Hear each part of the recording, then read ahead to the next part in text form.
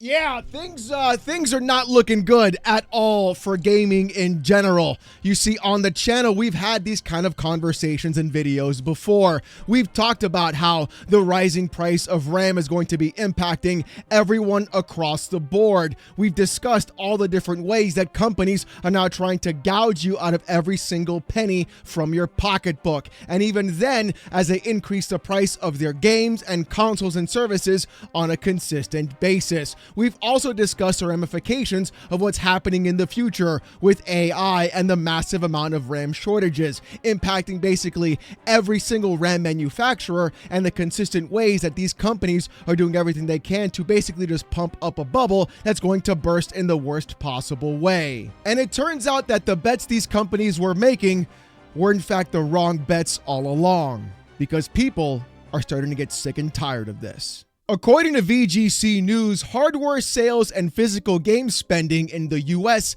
just had the worst November in 30 years. All right, you know what? Now I think it's time for everybody who is screaming about support the developers and buy stuff day one and always give these companies your money. I think it's time for those people to finally shut up. I'm looking at you, Shawn Layden, the exact same Shawn Layden, ex-head of VP of Sony, who was going around saying that they want to increase the price of games every single generation simply because there weren't enough sports cars in the parking lot. I'm looking at you, Microsoft, who raised the price of their consoles not once, but twice the exact same generation, all in all to go ahead and have consistently low sales of that specific plastic box. I'm looking at you, Nvidia, who went around and charged $2,000 for a GPU. Let's not even mention all the other insane things that companies also done. I'm also looking at you, Nintendo, who raised the floor of video games to $80 and also increased the price of their Switch 1 console as well to make the Switch 2 more palatable to purchase. Yes, there is so much more to talk about what's been happening, that these companies are going around grabbing your ankles like Roger Klotz and Doug, spinning you upside down and shaking every shekel out of your goddamn back pocket like they're trying to prolapse it like Goatsy back in the 90s. Yeah, if you're old enough like me, that's a headcanon image you weren't expecting now, were you? Good stuff, huh? But it really goes to show that these companies were hedging their bets, and they were hedging their bets in the wrong spaces, going around and increasing the cost of their consoles due to market conditions, and then blaming the customer and consumer for not spending enough money on their games. All the while, free-to-play games and even mobile gacha games are doing far better than ever before, and the industry is in fact changing, and these companies are refusing to roll with the tide. And if you got that joke, I'll see you in Bama. But you know what? There's more to this story than we actually think.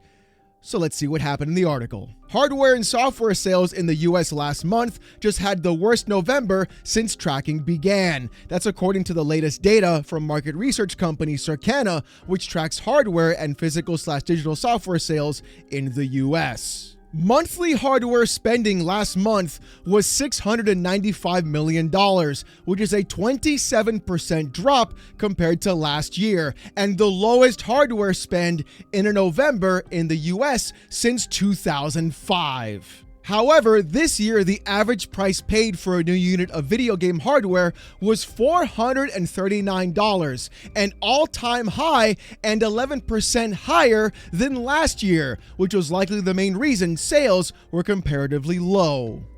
And this is what I'm talking about. We've debunked the entire idea of, oh, market conditions exist, so they have to raise the prices. These corporations are bringing home record-breaking profits quarter over quarter, year over year, and the only way they can keep things going, guys, is for you to open your wallets even further and keep giving them more money. So the price increases were justified, as every corporate say all over Twitter, talking about the health of the gaming industry. Because exactly what's happening is what I predicted. People are not willing to spend that amount of money on video games. And even then, trying to go out and raise the floor of the actual industry while forcing everybody else out is not a good thing overall, because all it's going to happen is you're going to be squeezing out every single person that can finally afford that product from you in the first place, and then you're going to try and squeeze them too. The thing is, though, instead of actually providing customers with a good affordable option, what companies are doing is trying to go after every single high yield whale. And that's exactly what the problem is going to be. We saw this with Nvidia when they made the actual RTX 5090 GPU a $2,000 graphics card. Bear in mind, the 5090 is not even an actual GPU for gaming, it's a workstation GPU. The only reason to buy that thing is if you actually are going to make Futanari Blender animations, and even then I'd probably say you still don't need that GPU. But what's even crazier to see is that the affordable option, which used to be consoles, were the one place that people got hit the most with price increases.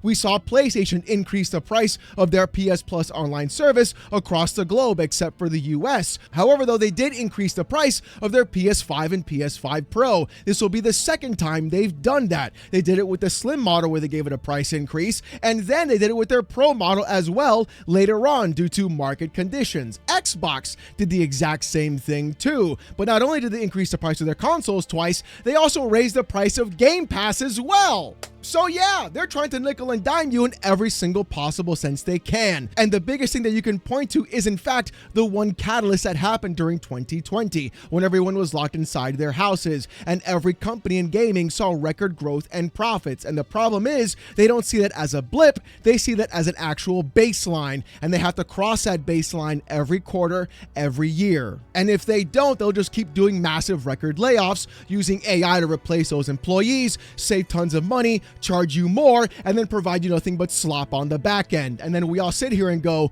what happened to video games? I remember when Black Friday would actually provide good deals for the customer and consumer. Now, Black Friday was the original MSRP of the consoles you had in the first place when they first launched 5 years ago. And to make matters even worse, Xbox, the lowest selling console, didn't even get a price decrease at all during Black Friday. So what the f is even going on in the industry right now? But there's more to the article, so let's continue.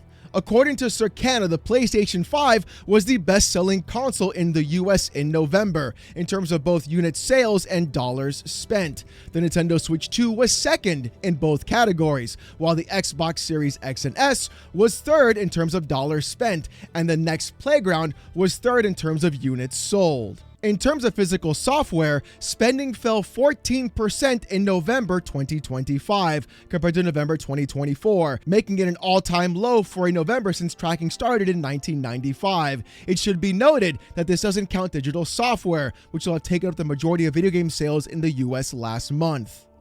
That right there, that little last sentence is a really big eye-opener if you didn't catch it. They talked about how digital sales weren't counted for this and only physical were counted for those sales, decreasing by 14% compared to last year. What we're seeing now is a complete move to total digital software in terms of video games. And you know what? It's not even the first time we've covered this. Microsoft has been notorious for providing users on the PlayStation 5 with actual coasters of discs that only have around 80 megabytes of data for Doom: The Dark Ages, which was then basically used as a key card for the disc to download the game onto their system. Physical itself has been falling off faster than anybody could actually imagine, with right now around 80% of all games sold on PlayStation are in fact digital, and Steam being the #1 digital storefront as well on the PC gaming space. It's really difficult to find a lot of physical copies or even go through and get a good physical copy in the first place of basically any game, unless you're willing to pay really high third-party scalper prices for that product. And that's really what this is all going to be about. These companies are more than happy and more than willing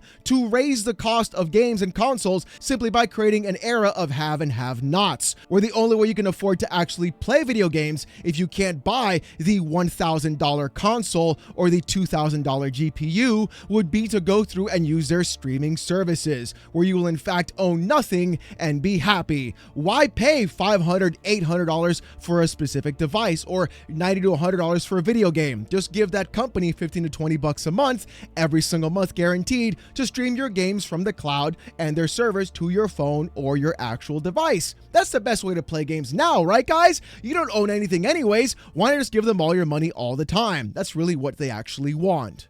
And this is really the issue that I've been talking about the entire time. People go around celebrating how many sales their console did. Oh, the PS5 did 80 million consoles sold. Oh, the Nintendo Switch 2 did 15 million units in a couple of months. Gaming isn't dead, you guys. There isn't a problem with the industry, when the reality of what we're looking at right now is we haven't seen sales this bad since 30 years ago. And that was when gaming was basically just a lot more expensive, especially back then for the dollar. and even at the same time, not as large as it is right now. So we're seeing a massive reduction, dare I even say, the bubble bursting on the gaming industry more than anybody could actually imagine. And that's a huge problem overall. But there are more factors to this as well. One of those big factors, in my personal opinion, is going to be gacha games and free-to-play games or live service games. We've talked about how we've seen Sony and PlayStation create all these live service titles and then cancel them on the back end because they felt they weren't going to be successful, yet still go back and double down on live service as well with Marathon from Bungie and even Fair Games by their own studio of Haven. But the thing is, these live service games still take a ton of effort, money, and even time. And people don't have a lot of time to play all these live service games either. So you're looking at the actual gaming industry chasing the golden goose, trying to become Fortnite once again, and then also failing in the back end, laying everybody off, and then having to raise prices of regular games because nobody can satiate that demand. But the thing is, though, it's not just about video games right now that's having a big impact in the gaming space. It's also the hardware themselves, because it turns out that after Micron left the consumer side, Samsung may be trying to raise prices on corporations too. No, I'm not kidding. According to Windows Central, DDR5 isn't getting cheaper anytime soon. Samsung has reportedly doubled its modern RAM contract prices. Leaker Jukin shared on X that Samsung has raised the contract price of DDR5 to $19.50. That price relates to 16 gigabytes of DDR5 modules, with the cost being measured per 2 gigabyte memory chip. The rumored new cost is more than double what it was previously. Now, I want to be clear and provide some real information about this because people may be confusing contract with consumer. Micron went ahead and left the actual consumer market space altogether to only focus on corporations and AI data centers. They literally removed the entire Crucial brand from the actual consumer space. Samsung, however, what they're doing now is they're turning around and basically doubling the cost it takes for every other company who uses RAM to purchase those DRAM chiplets. Does this make a lot of sense now? Are things starting to fall back into place and figure things out? Because it looks like this. SK Hynix, Samsung, and Micron are the only three actual RAM creators in the entire planet right now. They control all the DRAM supply. They literally make it. Micron left the consumer space, like we said before. And Samsung and SK Hynix, well, we don't know what SK Hynix is doing, but Samsung is now raising the price of their contracted negotiations with other companies, which means companies like Xbox, PlayStation, Nvidia, AMD, everybody else that uses RAM on their own hardware is going to have to pay now double the price for every 2 gigabyte chiplet inside of actually getting that RAM for their devices, which means they are going to pass that cost over onto you, the customer and consumer. If you thought games and game consoles were increasing in price now, the price increase for next generation is going to be even higher. The rumors of the $1,000 Xbox console could in fact be coming true, especially with the way things are looking. And the funny thing about that is SK Hynix and Samsung are the companies used for the PlayStation 5 console, and even Micron in some points as well. So you're going to be seeing an actual price increase of all those chipsets and all those things over time, simply because these companies are seeing far more money being brought in over AI than you, the actual customer and consumer. So get ready to pay more for no fucking reason whatsoever.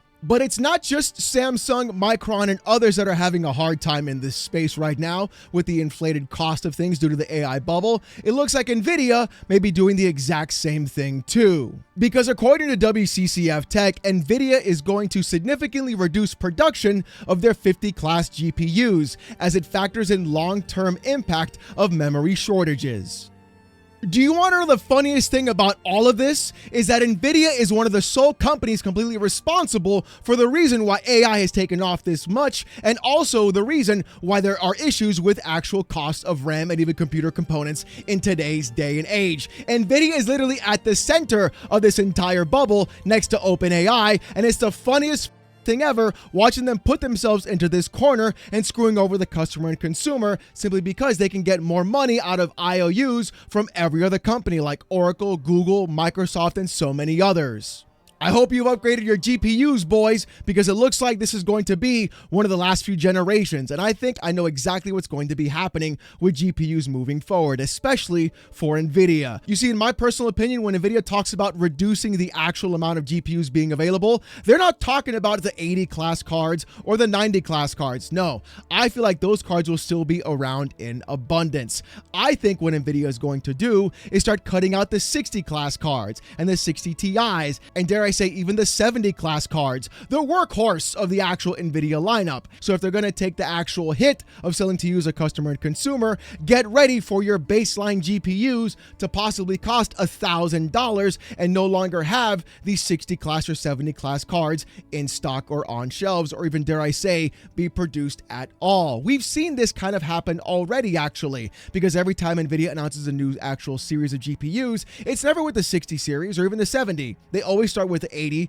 and the 90, making you look at the Halo products first to spend that amount of money. Wait a couple of months when everybody buys those up, and then introduce the lower class cards as well at the more affordable pricing. But you see, even with NVIDIA going around and possibly going through and removing around 30 to 40% of their actual GPUs, AMD did the opposite. They just launched the 9060 XT with a low power functionality, which is actually a good thing. The problem is, though, AMD is also involved in OpenAI, and AMD is also the same company that has raised the prices of their GPUs due to the AI bubble and the demand for DRAM and so many other things in the industry. But the thing is, I'm not the only one that sees this actual thing happening in the gaming space and even in PC computing hardware or even console hardware.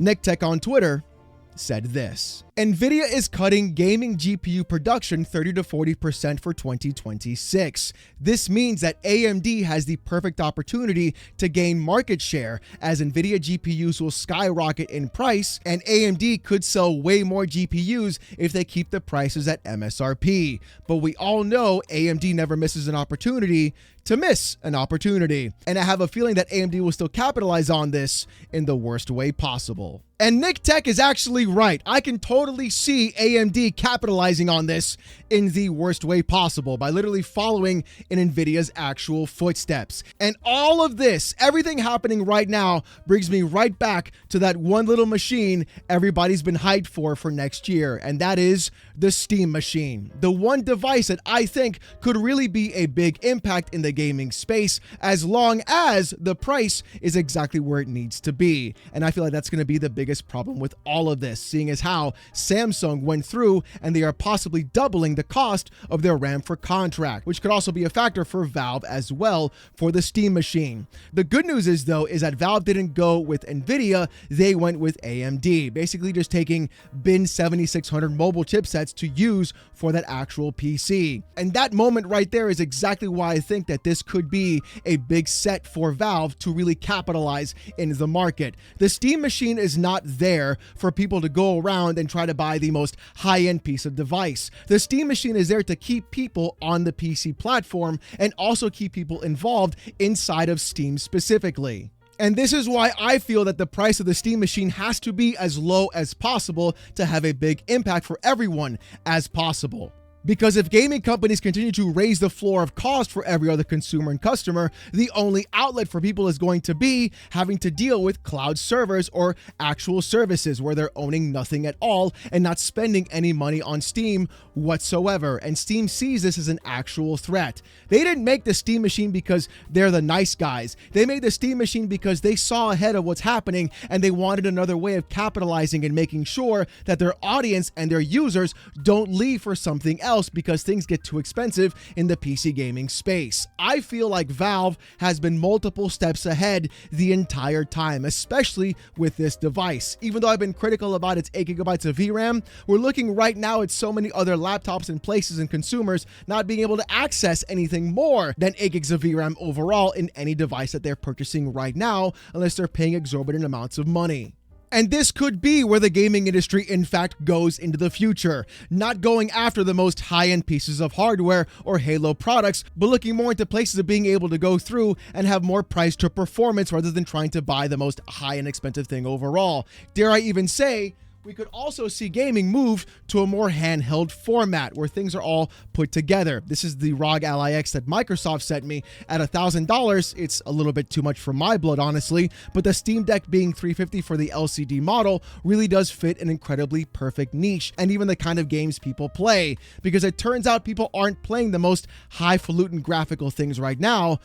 They're playing older games, and older games run really well on cheaper and weaker hardware. But I really feel like the actual era of going around and buying the most high-end piece of hardware or looking for the 4K native resolution, 120 FPS kind of lifestyle is only going to be coming across to people who can actually afford it. And that group shrinks every single day. And I think Valve is doing the right play. But who's to say what's going to happen next generation, because things could get even crazier with how things are going with RAM, other GPU components, and even the industry as a whole not selling enough systems or hardware, and things could collapse upon themselves a lot quicker than we actually expect. I guess it all really comes down to this, huh?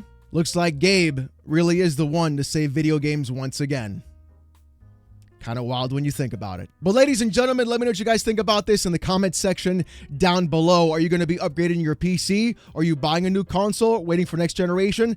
I want to hear what you guys have to say. If you want to see more of this kind of content though, more PC port reviews, gaming news, Steam Deck videos, fanboy content, and even live streams every Saturday night, 8:45 p.m. Eastern, live right here on this channel, subscribe. We're on our way to 99K. And I just want to say thank you guys so very much. If you want Discord access or most during live streams, become a YouTube member. It's as low as $1. If you don't want to spend the buck, don't sweat it. Come on down, like I said before, Saturday nights, 8:45 p.m. Eastern, live right here on the channel as I stream to about 800 people wearing a banana suit and getting insulted with AITTS. Trust me, it's a hell of a show. You don't want to miss it. With all that being said, though, thank you guys so much for watching. Hope you have a great one. And I'll see you gooners next time. Peace!